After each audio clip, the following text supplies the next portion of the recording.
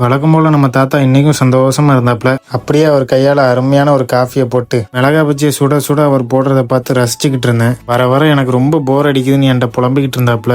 அவருக்கு ஒரு 4 பலூனை ஊதி அவர்கிட்ட விளையாட கொடுத்தேன். அவர் ரொம்ப குஷி ஆயிட்டாரு. அப்படியே பைக் எடுத்துட்டு கிளம்பிட்டேன். இன்னைக்கு அருமையான ஒரு மாலை பொழுது. அப்படியே நம்ம தாடியை கொஞ்சம் செதுக்கலான்ட்டு ஒரு சலூன் கடைக்குள்ள போனேன். அங்க ஒரு வடக்கு நண்பர் தான் இருந்தாப்புல. நான் ஒரு ஸ்டைல சொல்ல அவர் ஒரு ஸ்டைல புரிஞ்சுக்கிட்டாப்புல. மனசே இல்லாம அவருக்கு ஒரு தம்ஸ்அப்பை காட்டிட்டு கிளம்பிட்டேன். அப்படியே நம்ம கடைக்கு போயாச்சு. அடிக்கிற குளிருக்கு ஜம்முன்னு ஒரு கேம்ப் ஃபயரை போட்டான்னு பார்க்காதீங்க. இதான் நம்ம கடைக்கு போட்டுக்கிற புது அடுப்பு. அப்படியே நம்ம ஒர்க்கை ஸ்டார்ட் பண்ணியாச்சு. இன்னைக்கும் நம்ம அண்ணன் வந்திருந்தாரு. அவர்கிட்ட கொஞ்ச நேரம் ஜாலியாக பேசிட்டு இருந்தேன். இவனுக்கு ஒரு நாள் தான் தடவி விட்டேன். டெய்லி வந்து நம்ம கிட்ட ரொம்ப பாசத்தை பொழிய ஆரம்பிக்கான்.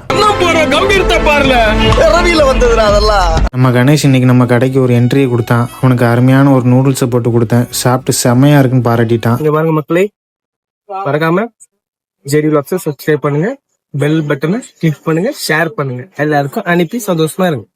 தேங்க்யூ.